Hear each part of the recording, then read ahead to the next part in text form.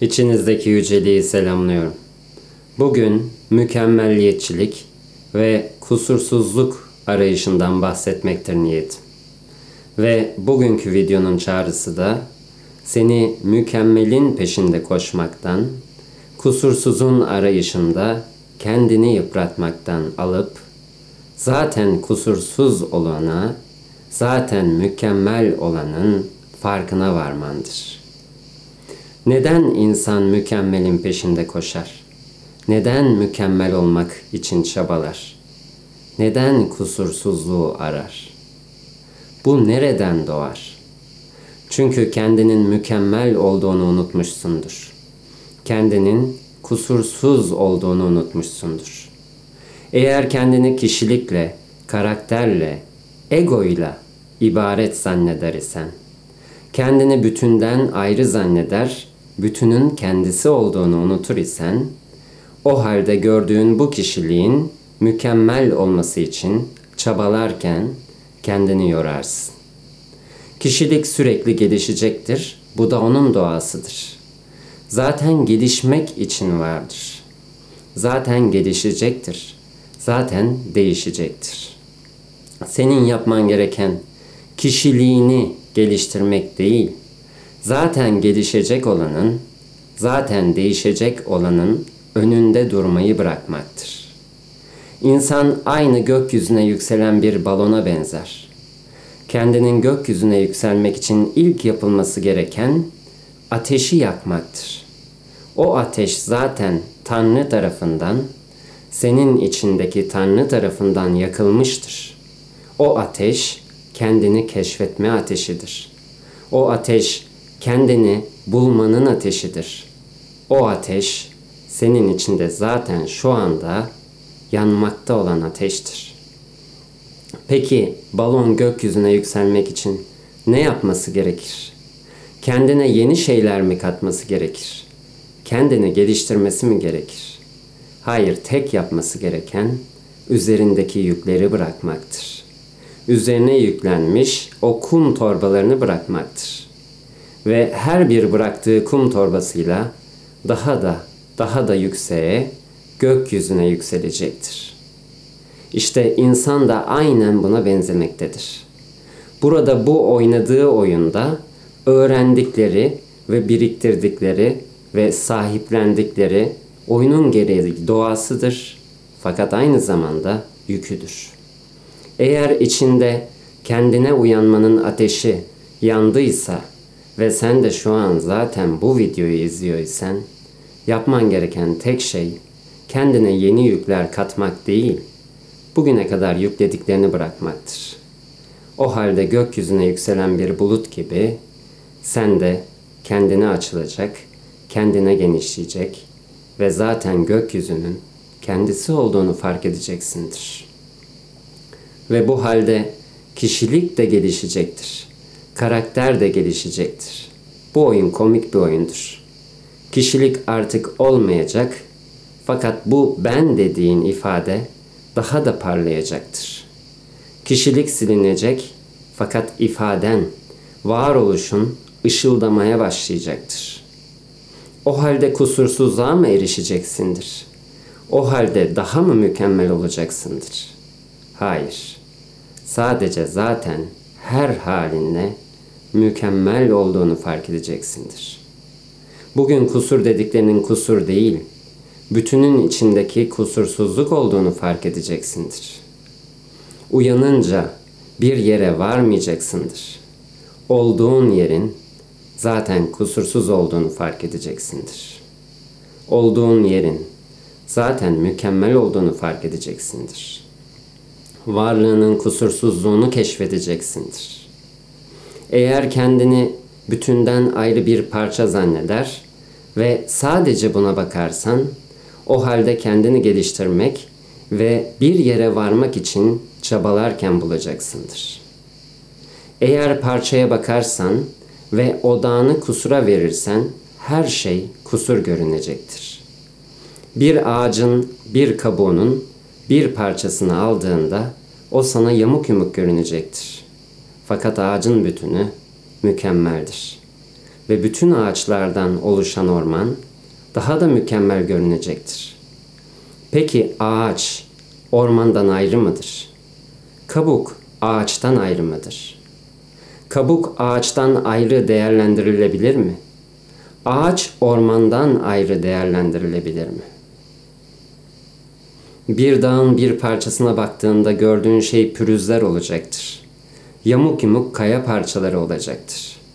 Fakat dağa uzaktan, yani bütününe baktığında gördüğün tek şey, o huşu veren kusursuzluğu ve mükemmelliği olacaktır. Peki gördüğün kayalar dağdan bağımsız değerlendirilebilir mi? Dağın sadece bir parçasına bakıp bu kusurlu denilebilir mi? Yapılacak tek şey pencereni büyütmektir. Sen de böylesindir. Burada Tanrı sen olarak ifade bulmuştur ve kendini bu kişi kabuğundan kurtarır, kendini sadece bu gördüğün bedenle sınırlamayı bırakır. Edindiğin kişiliği sen zannetmeyi bırakır isen zaten kusursuz olduğunu fark edeceksindir.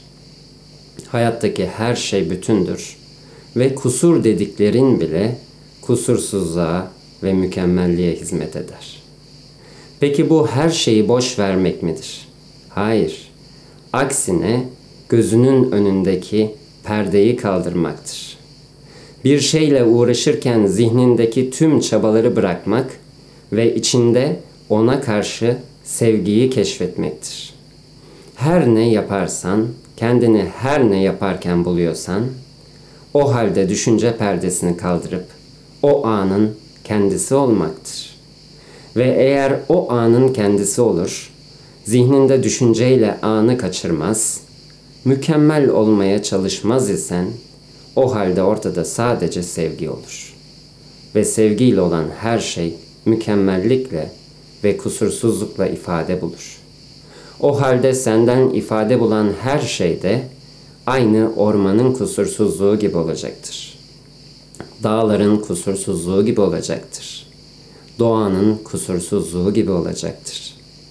Evrenin kusursuzluğu gibi olacaktır. Çünkü orada sadece sen ve sadece aşk olacaktır. O halde bir şeyin peşinde koşarken anı kaçırmak ya da yaptığın şeyin önüne bir örtü sermek yoktur. Orada yapmak veya yapan da yoktur. Sadece o halin kendisi vardır. Orada yapan ile yapılan da bütündür. Çünkü bir sen, bir o, bir başka bir şey yoktur. Senin yaptığın şeyler ve sen yoktur. O halde yaptığın her şey Da Vinci'nin resimlerine, Mozart'ın müziğine benzer. Çünkü Mozart müzik çalarken ben müzik yapıyorum ve mükemmel olmalı demez. O müziği yaşar ve müziğin kendisi olur. Da Vinci resim yaparken ben resim yapıyorum ve mükemmel olmalı demez. Resmin kendisi olur. O sırada kendi zihninde düşünceler dönmemekte, sadece Tanrı'dan gelene fırça olmaktadır. Da Vinci fırçayı mı tutar, fırçanın kendisi mi olur? Da Vinci boyayı tuvale sürer mi, boyanın kendisi mi olur? Ortaya bir tablo mu çıkarır, çıkan tablonun kendisi mi olur? Bir şey yapmakta mıdır, zaten ortaya çıkacak olana vesile olmanın aşkını mı yaşamaktadır? Bu hayatta her şey o aşktan, yüce kaynaktan, Tanrı'nın kendisinden ortaya çıkar. Ve sen de ondan bağımsız, ayrı değilsindir. Olacağın, zaten olduğun şeydir. Hayat bir daire gibidir ve bir yolculuk içindir. Bir dairenin A noktasından çıkıp B noktasına varmayacak, A'dan dönüp tekrar A'ya varacaksındır. Fakat artık o A'ya geldiğinde aynı noktada mısındır? Görünen de evet, fakat görünmeyen de artık kendini biliyor ve olduğun şeyin zaten kusursuz olduğunu biliyor olursun. İşte burada senin de yapacağın şey bir mükemmelin peşinde koşmak değil, kendi içinde zaten kendini keşfetmenin ateşi yanmışken tek yapacağın şey tüm bu kusur gördüklerinin kusur olmadığını bilip kendi üzerine yüklediğin yükleri bırakmak ve yenilerini eklemeye çalışmayı bırakmaktır. Balonun daha güzel olması için altın külçeler yüklenirse balon gökyüzüne yükselebilir mi? Yapacağı tek şey yüklerini bırakmaktır. Balon kendini kusurlu görüp kendine bir şeyler katmaya çalışırsa, içinde ateş ne kadar güçlü yanarsa yansın, gökyüzüne yükselebilir mi? Sadece yüklerini bırakmak onu gökyüzüne yükseltecektir. O halde gökyüzüne yükselen balon da aynıdır, fakat artık yüklerinden arınmıştır. Ve senin de yapacağın budur. Yüklerinden arınmak, kendini kusurlu görüp bir kusursuzluğu aramak değil, zaten kusursuz olduğunu bilip kendini keşfetmeye kararlı bir adım atmaktır. Ve bugün o kararlı adımı atabilirsin. Her ne kadar zor görünse de sadece bir adımdır. Çünkü attığın adım da kendinedir. Bir başka yere değildir. Bir dağın tepesine tırmanman gerekmez. Sadece kendi içine dalma cesaretini göstermen gerekir. Hayatın olduğu gibi olduğunu görüp her şeyi kabul etmek ve kendinin de zaten olduğun gibi olduğunu kabul etmektir. Bir kusursuzun arayışında değil, kusursuzluğun önündeki kusurlu olduğu inanç perdesini kaldırmaktır. Olduğun her halinle olman gerektiği gibi kusursuz, muhteşem, mükemmelsindir. Hepinizi çok seviyorum. Her şey kalbinizin isteklerine göre gelişsin. Sevgiler.